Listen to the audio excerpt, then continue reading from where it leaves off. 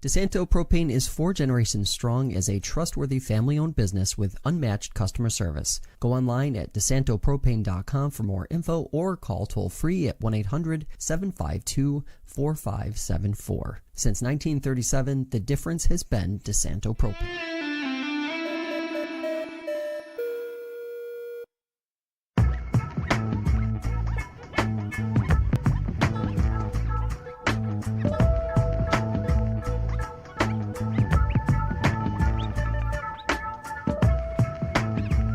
Hello, everybody. Welcome into Fresh Takes with Russo and Felice. Paul Russo here. Nick Felice next to me, as always. The hot one. He's the man, the myth. Yeah, the hot one. You're out here wearing like a wool sweater. You psycho. A little chilly. More on that later on. But yeah.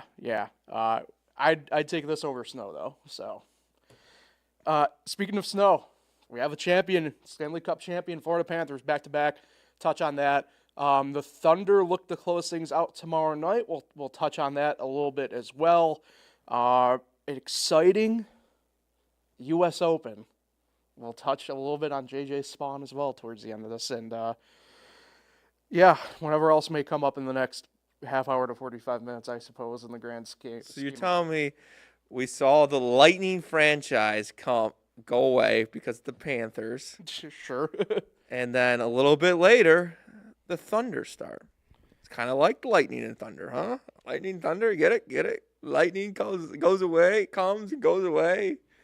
And I guess. Then the Thunder. I'm telling you, I'm really bummed that your Lightning couldn't win the Stanley Cup this year. Same. Yeah. I need to figure out my mic situation. That would have been great. Lightning and Thunder winning the championships. Yeah, you talked about it like last weekend. I think I brought up 3 straight weeks now. I'm that pissed. Luckily for you, we won't be bringing up the Knicks coaching search for a 3rd straight week. But but Love Island's good. Love Island, yeah, perfect. Thank a couple of our sponsors here quick. In addition to DeSanto Propane, we also have Auburn Auto Group. When it comes to selection and service after sale, Auburn Auto Group has been the premier destination for new and used car buyers for close to 40 years. Among their brands on Route 5 in Auburn, you got Chevrolet, GMC, Chrysler, Dodge, Jeep, Ram, coming back to NASCAR, Honda, Toyota, and Subaru. Thanks to their wide range of makes and models, you're sure to find your new or used car at Auburn Auto Group. And Cafe 19, breakfast, lunch, pastries, celebratories, cakes, pies, and catering, guaranteed fresh and always local at Cafe 19 in Seneca Falls. Offering a wide assortment of beverages, including tea, coffee, and espresso drinks. You can check out their full menus, weekly specials at xixcafe.com. Shout out to them as well. We had cupcakes from them a few weeks ago. They were awesome, so appreciate the support. Yeah, Love Island, great reference. It's hot right now. Love Island is in right now. I don't know what the hell Love Island is. I've never seen a single episode of any of the seasons. I think I don't know how many seasons there technically are on, but like this season apparently is like got everybody infatuated besides like me. So I watched one season. Also, note to the long time listeners and viewers, I've been steadfast in not paying for like streaming services. Peacock's like one of like 2 now that I just don't have. So one of 2 that you don't have. Apparently, Love Island is on. It's on Peacock. So really, what channel is Love Island on? It's gotta be it's Peacock. It's on Peacock. Yeah, I think it's Peacock. I could be wrong. My understanding was Peacock, but I don't know. That's NBC's deal. Yeah, whatever. Big Brother's coming enough soon enough for me. So yeah, you're there. Yeah, so you did bring up, obviously, it's kind of funny you brought up the Lightning with that, because that is actually one of the parts of this I do want to discuss once we get beyond the initial reaction of the Panthers repeating on the Oilers for Stanley Cup champions. Man, I was really hoping for the Oilers here, but they just did not show up like hardly at all this series. Kind of surprising. We'll get to, I guess, some of all that stuff here in a second, but this Florida team, kind of a tale of 2 different seasons in a way within one here. I think that's probably maybe the main storyline from this one as opposed to like last year was this kind of domination, right? Start of the year probably didn't go necessarily as planned, right? You come off winning the Cup last year. riding all this momentum, right? And you think it's going to be great, and you get a little bit of that hangover effect, and you get to kind of even post All-Star break or World All-Star break, Four Nations break, and into the trade deadline, and they really start picking up steam. Obviously, like I said, probably more closer to that Four Nations portion than the actual trade deadline. And man, they just get hot at the right time. Not that they probably weren't destined for the playoffs all year, but I don't think, myself, I didn't take them fully seriously until much later on. And lo and behold, here they are, back-to-back Stanley Cup champions. Yeah, once they took Game 5, you knew it was going to be tough for Edmonton to go into Florida and win Game 6. You mentioned the trade deadline. You mentioned them getting hot at the Four Nations face-off. But when they got Brad Marchand, that was probably the biggest pickup at the deadline. Yep. And for a team that was already loaded, they get a player like that and makes them even better. You just thought going into the series, you're like, okay, we're getting the rematch. It's got to be Edmonton getting the revenge, right? Yeah. You just assume it's just like that's how sports is written. Let's give them their championship this year, and they didn't. Panthers win 2 in a row. They're like the Lightning now with winning back-to-back Stanley Cups, even though the Lightning was more like one. You love doing the Mickey Mouse thing. And the Mickey Mouse Championship. It's like you mentioned NASCAR at the advertisement, the sponsors, but it's like my guy Chase Elliott doesn't have a championship. It's a Mickey Mouse championship. Brutal scenes for you. Let's have a podium now. Yeah, I saw that. Finished third. That foreign guy, man. He's good. That foreign guy, SVG, Shane Van Gisbergen, he has a name. He's good, man. Best thing since sliced bread. Next big thing. He is. That was cool to see him in Mexico City. Anyway, back to how was that track? We can talk about that at the end. We'll table that portion till the end. Anyway, back to the NHL. Yeah, they were just the hottest team. I wouldn't say that they were the best team all year long. Yeah, no, that's fair. But they were the hottest team, and that championship pedigree, they knew how to win at this time. Great coach. Just still loaded, even though they weren't the best team all year. And I think that's the key part, right? Is like what we're saying is we aren't saying that they weren't worthy of the championship, right? But like, I don't know if this team necessarily beats last year's team. Yeah. Right. And hockey's the one sport where momentum really matters this time of year. I mean, we've seen it. I know you don't want to credit anything Mickey Mouse related, right? But I mean, to me, the perfect example of it is the Canadians during that bubble, just kind of whatever you want to call it, moment for the NHL and theirs, right? Where Tampa ends up beating them, but like, you end up with the way it all kind of shook out there that season coming out of the bubble, and they're still kind of in the bubble and stuff like that. But like, nobody had Montreal kind of on that radar that year. Nobody had him playing Tampa Bay in the correct Stanley Cup Finals. Well, right. It's the only time you're going to see two Eastern Conference teams playing against each other in a title or anything like that. But either way, it just matters so much, and we've seen it a ton in the NHL. In the past, I mean, for us, 15 years of really kind of watching sports, as we would call it, or, even now, probably a little bit longer than that technically, but they got on the wave at the right time. They didn't get off. Edmonton, on the other hand, look, I don't like doing the whole entire window thing necessarily coming off this, because I feel like there's a lot of instant, like, overreaction on a lot of stuff. That being said, I think the glaring issues for them in the regular season came up in the playoffs. The goalie situation was interesting at best, I'll call it. Not a knock on Skinnerd or Pritchard in this case. Don't know if I'd be making a lot of the swing decisions in the Stanley Cup final that they had to make, right? Just one of those things where I don't know. And worse off, maybe, in this case, now you have a lot of people armchair quarterbacking the whole entire McDavid legacy thing right now, which I don't view as necessarily fair. No. Only because of the way, like, what the Panthers were guarding him in, like, the most hockey yet non-hockey way possible. Like, I very rarely, I would call it, do you see a team straight up kind of face guard a guy in hockey the way that they were doing it to McDavid in a lot of ways.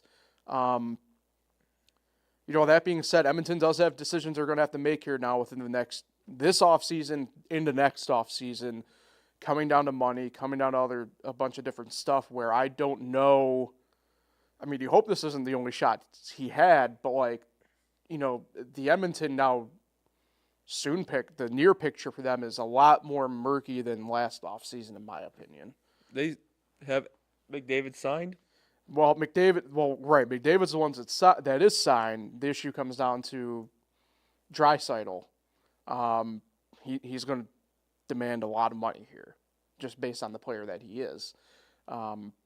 That's kind of what I'm getting at here is, when you're number two at the level that Draisaitl is, no matter the sport, I don't think it matters what sport we're talking about here. It all, makes a wrench in the plans of any team when they, frankly, are coming down off of what was supposed to be a high in such a way to you're really got to make decisions on what your future is actually going to look like. Yeah, I mean, it's just you've seen it a lot. I think I mentioned it last week. You see it a lot where you get that chance at winning a championship and you fall short, and you just never know if you're going to get that chance. Right. Edmonton was thankful enough they got another shot at it, but they lost again, and they lose two more. The Buffalo Bills are off the hook. But we've seen it. We've seen it in baseball where the Texas Rangers lost 2 World Series in a row, and they eventually got another chance in 2023. We've seen it in college basketball. Butler loses the national title 2 years in a row. We've seen it in NBA. The Cleveland Cavaliers lost 2 in a row. Right. And then they go back and win it the next year. So it's happened in pretty much every sport. You just gotta move on. I mean, you like to think that Edmonton get back there because of, having McDavid, having the best player in the league. But it's not that easy. Even though these two teams have made it look easy to get back there, it's just not that easy. And it's got to be tough to be an Edmonton Oilers fan right now. Yeah.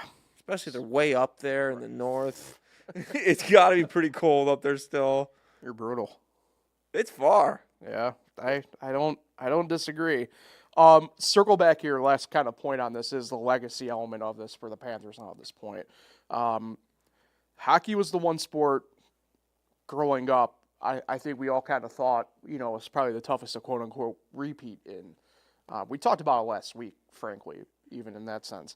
But the Panthers now put themselves in quite the interesting spot, and my plan sitting at my desk today was like, I'm going to bring up the Lightning here a little bit here. And you brought them up kind of organically. I find it pretty interesting, and it's tough. I don't think I classify necessarily either team as a dynasty territory yet.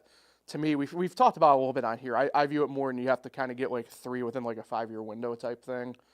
But both are as close to dynasties that we've seen in the NHL in the past more or less decade.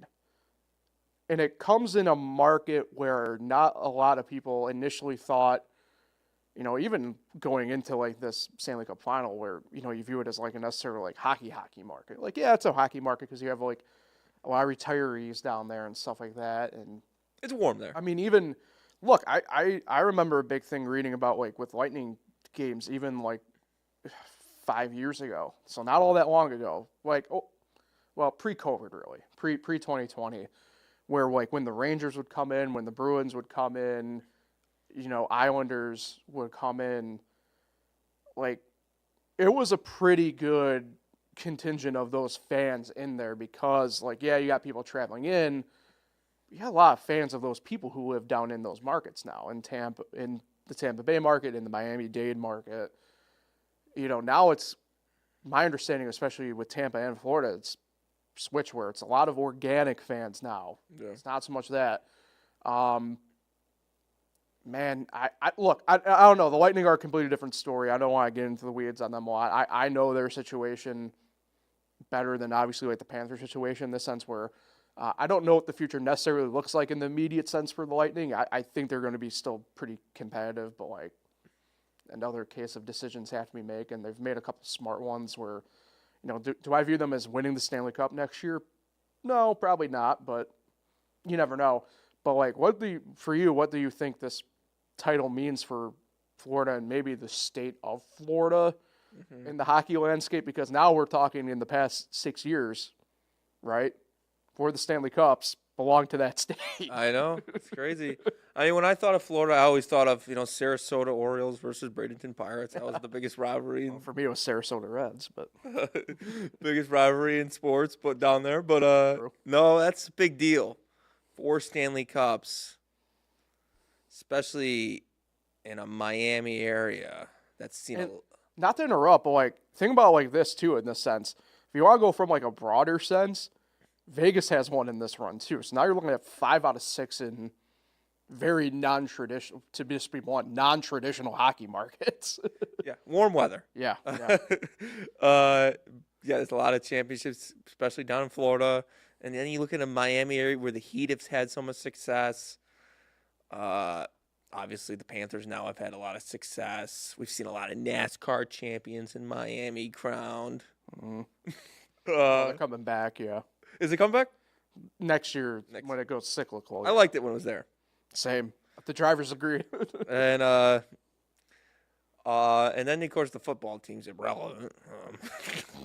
But for hockey standpoint, it is a huge deal for Florida because, they get a bad rap just like California. The fans aren't great. They don't ever come to the games. But here in hockey, in a non-traditional hockey state in Florida, to have 4 Stanley Cups, and what's it been? 6 seasons? Yeah. Unbelievable. And then, if you want to go like appearance-wise, like it's like way deeper than that. You had the Lightning back in 2018 to make that kind of first appearance before that. So we're talking, man, what would it be? I think it's pushing 10. It might be 8 or 9 appearances within a decade run or under. Well, no, it'd be 3, 4, like 6 in a decade run. Like that's probably more impressive, frankly. This is a great day for Florida hockey, but it's also a terrible day for Canadian hockey. Yeah, I mean, still nothing since '93. It's just nothing, and then you got these warm states running the sport. And the best teams, frankly, even then, running, or at least are the best teams, right? Because think about it, Carolina, depends how you view the Capitals in the D.C. market, right? And then out west, outside of like Winnipeg, I guess, and Edmonton, it's Dallas, Vegas. Since Vegas has been in the league, has been nothing but, at worst, very good, right? Like it's crazy. Plus, if you want to go a little bit deeper, right? Ducks and Kings, like it's just been one of those things where it's crazy when you think about it. Yeah, and Buffalo's not really helping out the cold climates. Buffalo, going into this year, still had playoff series win more recently than Toronto. So I know. Not anymore. Kind of crazy, but no, it's a cool day for not just Florida, but for the whole state, or not just the Florida Panthers, but the whole state of Florida. And your team should be proud of that. I mean, we've seen a lot of rivalries in sports. Is there a hatred between the Lightning and Panthers? Oh, yeah. Yeah. They don't like each other. No. So, you say this like a big day for Florida, the state of Florida. But this is also a day where Lightning fans are probably not too happy if Florida's won back-to-back. Probably not in the grand scheme of it.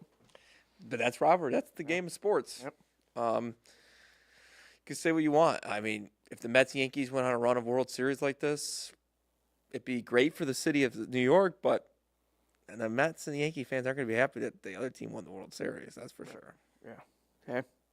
It's part of it. Last thing to run out Go on ahead. NHL. Yeah. We mentioned a little Go bit. ahead. Do the Buffalo Sabres make the playoffs next year? No. That's it. Just no. Talk to me in September when we circle back to this. But I'm going to go with a preemptive no. I agree. Yeah. Hey, Thunder. When we sat here last week, I was leaning more Pacers. You were leaning more Thunder. And going into tomorrow night, Thursday, when we're live and recording, at least right now here on Wednesday, Thunder are looking to close things out. And frankly, just based on the way things have gone, the past 2 games especially perhaps the last game on Monday, which we'll get more really into because of the ramifications of stuff. Thunder looking to close things out, and that's why I can kind of say that more defiantly right now than say if, things were maybe a little bit tighter. I'm sure you're thrilled in the sense of at least the Pacers are getting a little bit of their comeuppance at the moment. But Nice word right there. Look, it's tough, and we'll segue a little bit of what I wanted to say a little bit here. I think it's just tough when your best player's hurt in a championship scenario, no matter the sport. I'd like to think, no matter what you're playing, despite if you have a game time decision designation like Halliburton does with his calf, it's just one of those things where, and I don't know if this is going to turn into more me going against people in other media the way they're talking about this, but I don't know what they kind of expected Halliburton to do besides try and play no matter what, because I feel like if he didn't, we'd be having them go the opposite way. But either way, the Thunder right now just are playing just such better basketball. Look, not a knock on some of these guys, right? But when Jalen Williams has 30 plus points in a finals game, he's a good player. I'm not saying that he's not. But, a guy of him, I think you take the 20-point game, not a 30-point game. If he's getting 30, I mean, to me, it's a wrap. So you're disappointed in the Pacers? I don't know if I'm necessarily disappointed in the Pacers. I'm disappointed in some of the guys just not showing up, frankly. As much as we're praising Jalen Williams, we got to praise, T.J. McConnell in this case, right? Not a knock on him, right? But, if he's your leading scorer in a game and he's the one kind of being your heartbeat in a sense, I don't want to say you don't deserve to be in the championship game scenario, but it's what are we kind of doing here, boys? Figure it out. It's just tough. I figured the guard play would kind of, despite being a push, obviously at the one main options, would kind of lean Pacers potentially, just from what I saw against, in the ECF compared to the WCF. Didn't end up being the case so far, and kind of playing out this way now. I figured the Thunder would have an edge down low just based on what they can do compared to what the Pacers can do. It's just been it's weird how we talked last week about how I thought the Pacers had this not in hand, but they had a little bit of an upper hand, and since then it just has not been the case. Well, either whether it's one game or 2 games, we're that much closer to NBC basketball again. First time since I've really followed the sport, so looking forward to that. But to this NBA Finals, Paul is right. I am pretty thrilled that the Pacers are down 3-2 and could get eliminated tomorrow. But there is a part of me that wishes Halliburton would not play and the Pacers end up coming back and winning the series without him. Slim part of me. That's sicko in you. Just a slim part of me, but still I don't want him to win. Yeah. The Thunder are a great team. They're a very boring team to today's standards of the NBA, but they're just a great team, and they're so deep, and they play tough defense, and they got a star player in SGA. Yeah. And when you get a guy like Jalen Williams to score 30 points like that, right, that's just going to make them even tougher. Yeah. And for them to go in, they won, if they can win this in Indiana tomorrow, that would be a statement because they would win 2 games in Indiana in a row. Yeah. I have not seen a lot of this series, but I did watch the final 2 minutes of the game Friday, which for some reason was only a couple games in the series ago, but it was like a week ago. Yeah. And SGA showed up in that final 5 minutes there and scored, I think, 15 points, final 5 minutes, and Yeah. showed up. And yeah, it's a very interesting time. But we've mentioned this before. When I think about if the Thunder do close it out tonight, I'm going to think about Seattle. Tomorrow. Yeah, tomorrow. Yeah. I'm going to think about Seattle. Yeah. That's my main thing with this series at this point. I brought it up. Like it's the main reason I don't want The Thunder to win. Is just the way everything went down with that. And I mean, look, I get it. It's whatever. And at this point, it's so far removed from that I mean, like I said, it's whatever. For me, it's the ownership group. I just don't view them as a worthy. It'd be, despite them not selling in this sense, it'd be a lot like if the A's just popped off and won. I mean, I guess it'd be 15 years from now, but like, it'd be a lot like if like the A's just kind of became a dynasty again. Yeah, it would just leave such a bad taste in my mouth. You know what I mean? Type deal. Either way. Yeah, and it's funny too. We aren't mentioning a lot of like the Thunder's actually second best player in like Chet Holmgren, where it's like, I don't want to make it sound like he's a non-factor, but like he's just been doing the things that he's been doing, but it's just been so kind of pedestrian compared to like what SGA's done, and then like we mentioned like what Jalen Williams has kind of done here, like that it's. Also, Hartenstein.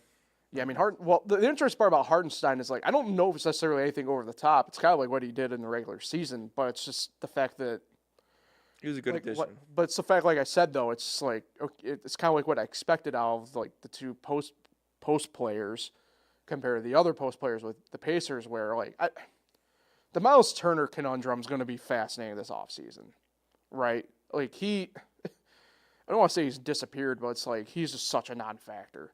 And Siakam, for as good as he's been in a lot of games, like he's just other parts he has been a non-factor. Like it's just one of those things where it's like, man, I don't know. And if you want to go really a macro look at things to come for the NBA going into the summer, like the East, and like to me, like this was very apparent with that trade that happened over the weekend.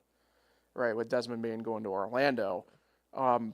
What's his trading before the season ends? Well, you technically not, but it's agreed in principle type thing. So it's like once the series gets done, I think it's 3 days after at midnight. You can. The Pacers made a trade. Right, but it's an in principle thing. So, like that deal for Bain to Orlando tells me that a lot of people in the East view the East as being pretty wide open next year.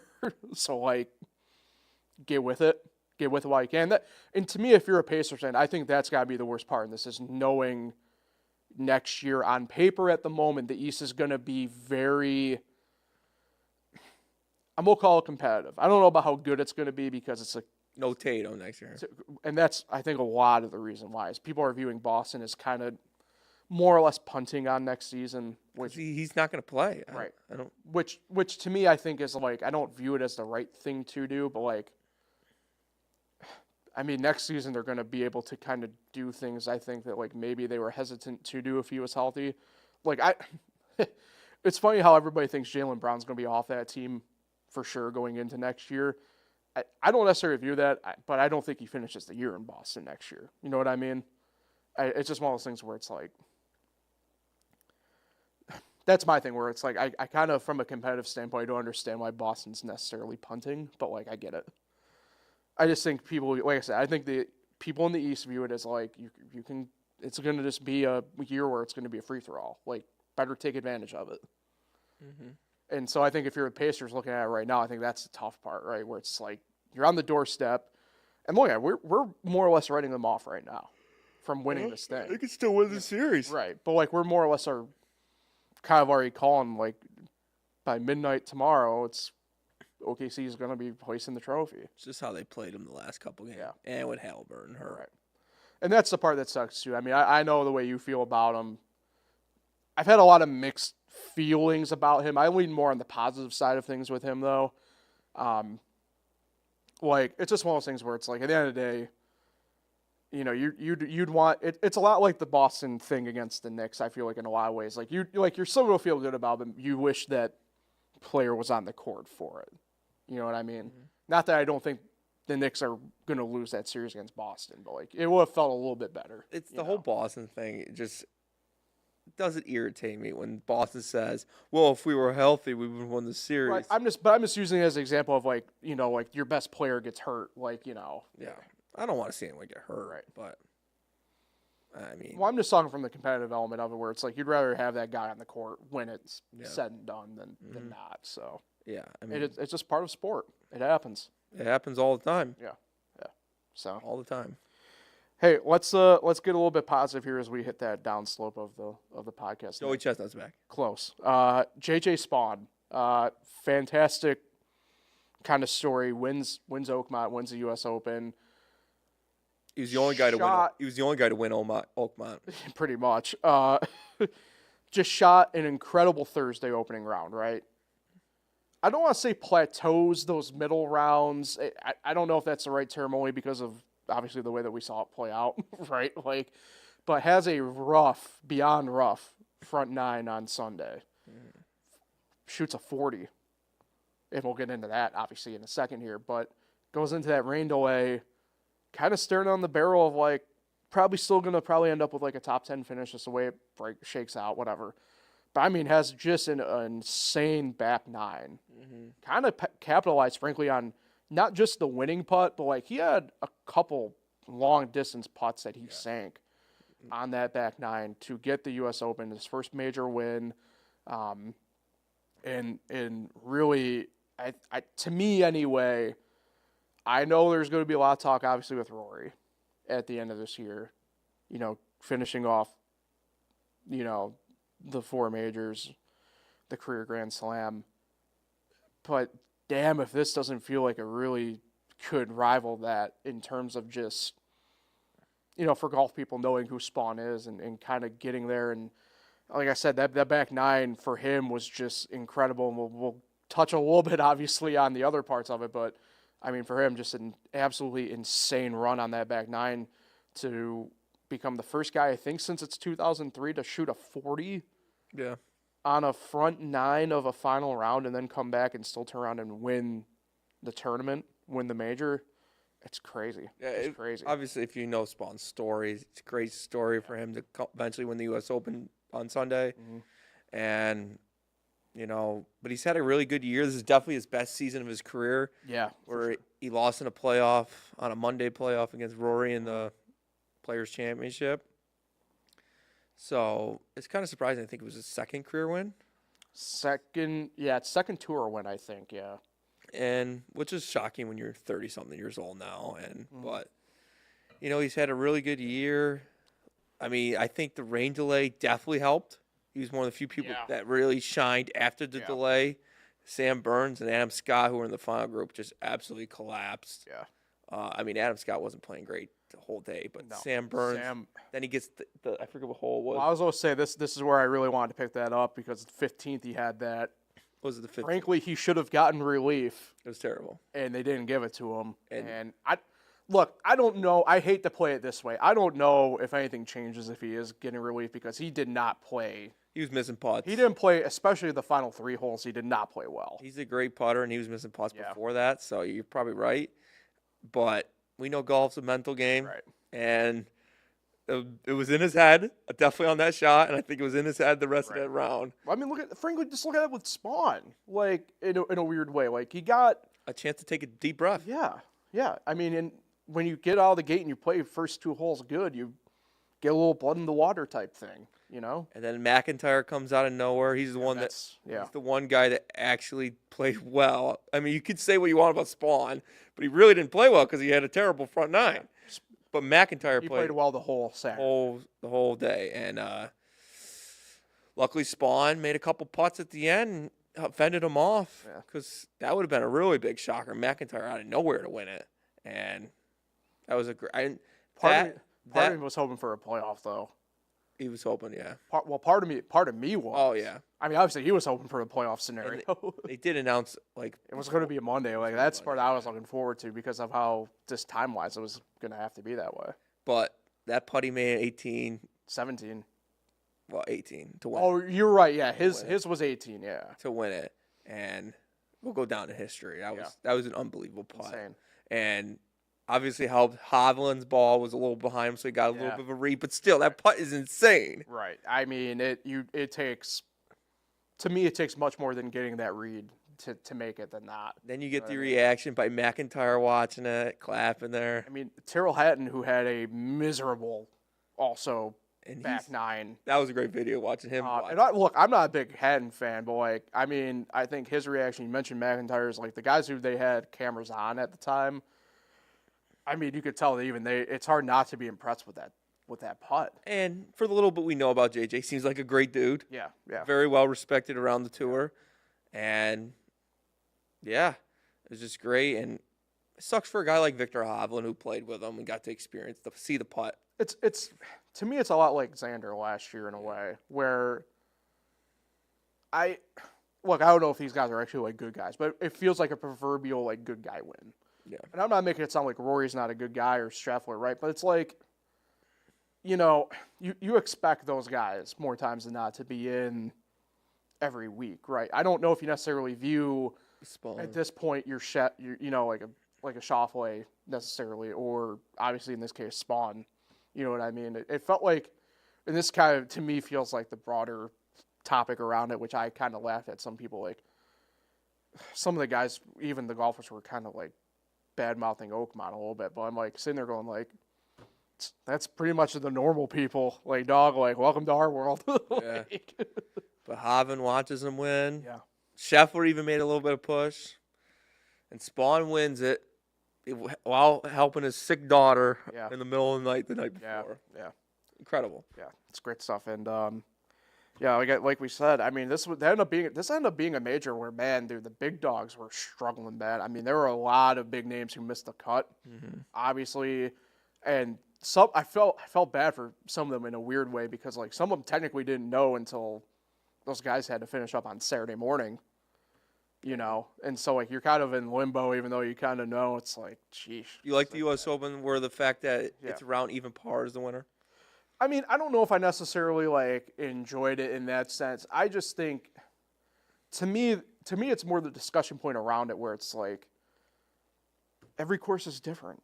Like it's part of it. It's a lot like a baseball discussion to me where people complain about. I know like the one everybody talks about, right, is like Yankee Stadium. And I have to remind people every now and then, like the shortest walk-off home run within like a 25-year run has been at Fenway Park type deal. But like, it's like baseball. Like no stadium's unique. Like no stadium's alike. Like there's a uniqueness everywhere. Yeah. Do I think it's necessarily cool, or it's like some of these guys are just absolutely butchering rounds? Like maybe necessarily not. But like that's part of the game. It's gonna happen. Like, to me, that's the cool element of it, where it's like, hey, like, every now and then, you're going to just have to tough it out and figure it out and go as you go. Like, I don't know why anybody was like, that's my part of it, too, where it's like, oh, this is the way Oakmont's always played. Like, I don't know why people are, like, necessarily surprised. Yeah. Like, I don't want to be that guy, but when we get to, the Ryder Cup this year, later on, it's that Bethpage. That ain't going to be easy. No. like, are people going to be up a wall then? I guarantee you not, because of the way it's structured, obviously, because it's the USA versus Europe in that sense. Like, I doubt anybody's going to be really that upset about it. And you should know when you go near Pittsburgh, you're going to struggle to hit. Oh, jeez. You had to get that one in there. Yeah. It's clever. It's clever. But, yeah, that course is not easy. Yeah. If I shot at 250, I think I'd be proud. Oh my God! Well, that's the funny part where it's like I'm sitting there with some of those scores and they were complaining. I'm like if you, it's really like the one time where I feel like a normal golfer would be like, I feel like I actually could do that. But if you actually if I played professional rules where I had to use every swing, I mean, just digging at it in that rough. No, that rough was. I mean, I played at a place a couple weeks ago. I told you about a little bit where it's like I thought the rough was long there, and I'm sitting there going like, then again at Oakmont, it's not going to be that bad. Or it's going to be way worse. So yeah, I mean, good for Spaun. He's looking like he might make the Ryder Cup team automatically now. But if you're Keegan Bradley, how do you not take him if he drops? I think you got to at this point. Yeah. I mean, that's my view on it. Is you got to take him. Yeah. This goes back, but that's a discussion point for what, September-ish, right? Give or take. maybe the end of August. September. Whatever. I can't remember when they technically do. Yeah, they do it now. Or one thing about the majors, they end in July now because August is mostly about the playoffs now. Yeah. They're trying to make that a bigger deal. Yeah. And for the average, I like them, but the average golf fan, it doesn't get. Yeah. No, I hear you. Well, it got to that point. It's funny. I was talking with Nate about that. I'm like, it just weirdly feels like the Open to me now doesn't even like. Not that it doesn't matter, but like to me, it's like the fourth out of the four now. Yeah. Like, it's that last one. Yeah, it just is what it is. So, yeah, that does it. Mexico City quickly was pretty cool. Was they raced there before? Well, in the mid 2000s, the Xfinity Series ran there. So this is the first time in Cup. First time Cup, and Xfinity went back and ran it too. But going back to a little bit of a modified course compared to. That's what I was gonna ask. How's the course? Compared to the last time, they were different a little bit. Overall, still the same. They run a little bit of a shortened course compared to what F1 does on that track. They got a lot of fans down there? Yeah, I mean, Mexico is an interesting motorsports and car culture. They are really into cars, but not in the way, say, the U.S. is. And what I mean by that is, like, you know how here it's a lot of, like, muscle. Like, you notice it, even though you're not, like, a car guy in this sense, but you notice, like, a lot of, like, American cars and in this sense, trucks. Like, it's all about, like, the muscle element of it, right? Like, loud, heavy. Mexico is not necessarily that case. And it's a very unique, I enjoy it personally. Daniel Suarez, Mexican driver, he won the Xfinity Series race.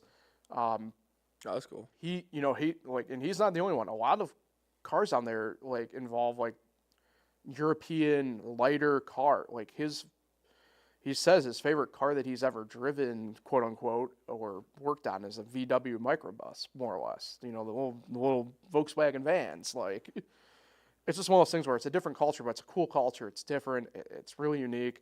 And I thought NASCAR did a really great job of trying to fit in within it.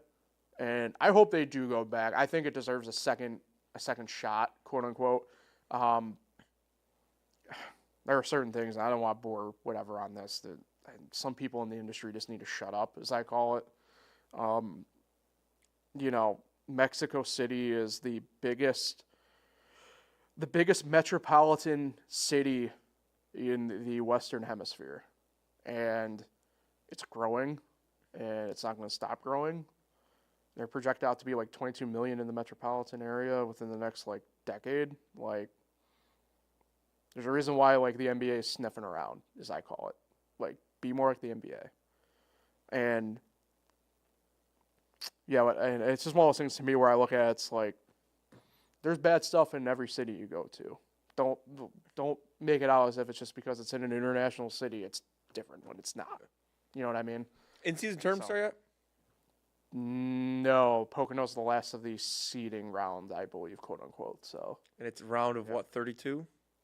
Top 32 in points, yeah.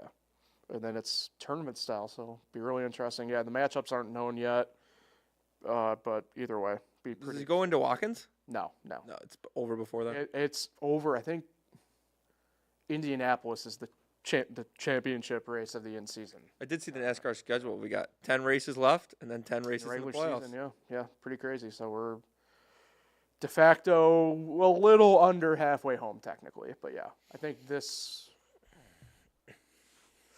I think not this week at Pocono. I think next week at Atlanta is the true halfway mark. But yeah, so yeah, we're kind of the de facto halfway home right now. And we're gonna get you to New Hampshire and Poconos. Yeah, the moment's looking like just Watkins Glen now. So either way, but yeah, that'll do it for the podcast today. So Nick, who you shouting out today?